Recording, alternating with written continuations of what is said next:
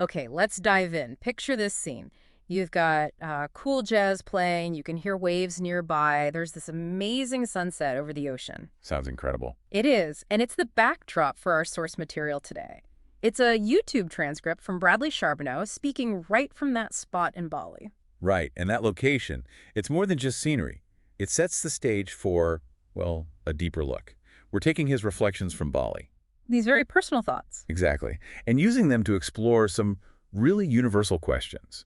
Things like, how do we actually live our dreams? What does success, really mean to each of us? And how do we find clarity on our own path, which can often feel, well, pretty chaotic? So the main source is that YouTube transcript, the Thanksgiving in June from Bali. And just a note saying who the speaker is. And our mission here is to sort of unpack all of that, get past the beautiful setting and dig into his ideas on gratitude, values, purpose. And pull out the key takeaways, the insights that you listening might be able to apply to your own life, your own goals. So let's start with something that really jumped out. Bradley shares this story about a dream he had years ago. Yeah, very specific one. He pictured himself in a hotel lobby somewhere far away. Right, waking up super early, family still asleep, and just writing on his laptop. And then, fast forward, he's in Athens, Greece. And he's doing exactly that, typing away in the hotel lobby. And suddenly it just clicks. He realized, wait a minute, I'm living that dream I had. Yeah, the exact one. But the really striking part, I think, is that he admits he hadn't even noticed it was happening until that very moment. It's quite something, isn't it? It really is. And it brings up these questions he asks himself in the source, like, was he just not aware? Did he forget the dream? Or, was he not tracking his progress? No system for it. It definitely makes you reflect on your own life. Like, how often might we be living parts of a future we once hoped for? Small parts, maybe, or even bigger ones. Without actually stopping to appreciate it, or even realize it's happening. How can we get better at noticing, at acknowledging our own progress, not just towards some huge end goal, but, the moments we're in right now? Good question. Now, shifting gears slightly, but relatedly, he talks about different ways to think about success. Right. He brings up his friend, Rich. And Rich apparently thinks bigger, aiming for things like, say, 1 million subscribers. Whereas Bradley describes his own goals, like maybe 100,000 subscribers, as pretty small in comparison. He even makes a little joke about it maybe being his Dutch passport that makes him more modest. Right. But the core point, the really interesting bit, is his own definition of success. Which is? For him, the real pleasure, the feeling of success, and, importantly, purpose, comes more from helping other people achieve things. So it's less about the external number and more about the impact. Seems that way, yeah. And that prompts a question for you, listening.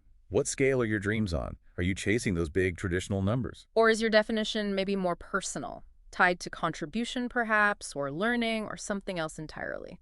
And how do you actually measure that? How do you know when you feel successful or purposeful? Okay, let's connect this idea of values and purpose to something really concrete he talks about from Bali. Money. Spending. Yes, the financial details. He's staying at the Intercontinental, so a nice place. And he mentions the price of a bintang beer. It's 60,000 Indonesian rupiah. Which works out to about, what, €3? Roughly, yeah. But then there's happy hour 2 for 1. Ah, the magic words. So that brings it down to maybe 1.5 euros or like $1.50 per beer. And his reaction is just, this is unheard of in the Western world. And that's the key contrast, isn't it? Because he says he wouldn't pay, say, 14 euros for a beer back in a Western country. Even if he could easily afford it, it's not about the absolute cost. Right. He labels himself not a cheapskate, but a value-seeking entrepreneur. A specific phrase. So what does that look like in practice, besides the beer? Well, he gives other examples. Renting a bike for the whole day cost him 50,000 rupiah. Which is like 2.5 euros? Super cheap. Exactly. Or getting this package at a, quote, nice spa yoga and a long massage with all the nice touches like ginger tea. Okay. For 500,000 rupiah. That's about 25 euros or 25 US dollars. Wow. Okay. That's serious value for experience. Definitely. And then he contrasts that with a story about being in San Diego. Oh, yeah. Just a casual stop at an average sports bar, wings and beers for 4 people. The bill was around $160. Ouch. And probably before a big tip, too. Likely. So the core idea he's getting at is this preference, maybe a strategy. To use his resources where they go further, especially for experiences. Yes.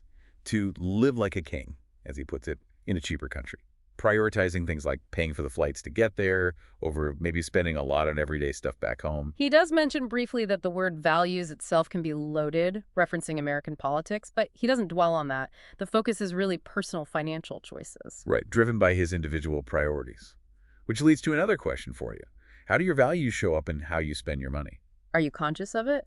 Or is it more automatic? And thinking about where you spend, not just what you spend on, help you get more, well, value or fulfillment from your resources.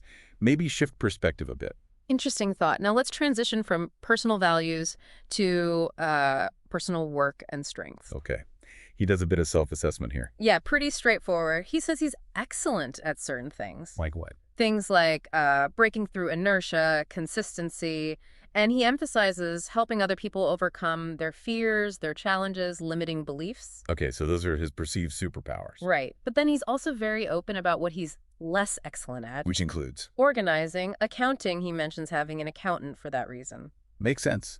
So his advice basically is know your strengths. Pretty much. Be awesome at what you're awesome at. Use that. Shoot for the stars with it. And get help for the other stuff. Pay someone, partner up, build a team, whatever works. So for you listening, where do you feel you are genuinely excellent? What are those core things you do really well? And maybe just as importantly, where could getting support actually free you up to focus more on those strengths instead of getting stuck on tasks that drain you or aren't your best contribution? Right.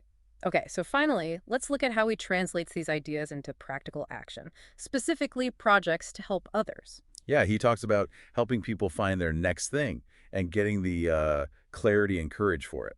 He mentions two projects specifically. One is called OPA. OPA. Stands for Other People's Audiences. It apparently came out of an expensive mastermind experience he did. Okay, and what's it for? It's focused on getting exposure, visibility, basically how to leverage other people's platforms to get your own message or work seen. Ah, interesting. A practical tool for outreach. Exactly. Then there's his other project, One. One. Yeah, he calls this one his baby. It seems more foundational. How so? It's designed to help with that clarity, courage, and confidence we mentioned. It uses ideas like finding your one word for 1 year, Oh, I've heard that concept. building morning routines, strategies for actually getting things done, practical stuff. And he makes a point about language too, right? About avoiding best year ever. Yeah, he deliberately steers clear of that. He prefers to focus on just making the next year good or okay or maybe awesome. Yeah. Less pressure that way, I guess. Takes a hinny in it, Yeah. yes, perhaps. So flowing from all this reflection and gratitude in Bali back in June, he created this offer, a Thanksgiving coupon code. Thanksgiving in June, tying back to the title. Right. He says it's for listeners who stick around to hear it. And what's the offer exactly? The details are, you can potentially use this code by emailing him, Bradley, at repossible.com, or trying it on his sites, repossible.com of POPA or repossible.com/problem. Okay. And using the code gets you. What? The chance, potentially, to chat with him on his podcast or YouTube channel under 30 minutes. About what? Could be your progress, your dreams, maybe a product or service if it fits his niche, personal growth, self-help, authors. He explicitly says no nasty stuff. Got it. And he mentioned different levels. Yeah, he sort of hints it could range from just the chat, maybe some messaging help, or possibly advertising help, though he notes ads cost him money. So it seems flexible. Okay. Clear enough. It sounds like a way to connect directly. Which brings us back one last time to you listening. What is that next thing you're working towards right now? And thinking about it, how important are clarity, courage, confidence for you to actually move forward? Could exploring tools like OPA or One, or even just connecting with someone offering help, be a useful step for you? Worth considering. So we started this deep dive with that image, didn't we? The Bali sunset, the jazz, and that surprising moment of realizing a dream. Yeah, a dream that had kind of slipped by unnoticed. And we followed that thread through different ideas of success, how values shape spending, leveraging strengths. And finding tools for clarity and action. It feels like a journey from maybe accidentally living parts of your dream towards more intentionally defining your values, using your strengths. And actively seeking what you need for the next step, the next evolution. So here's a final thought to ponder as you go about your day, thinking about your own goals. Are you remembering to notice and appreciate the dreams you've already brought into reality? Even the small ones. And how could acknowledging those past successes, those quiet arrivals, actually fuel your confidence and energy for whatever comes next on your path?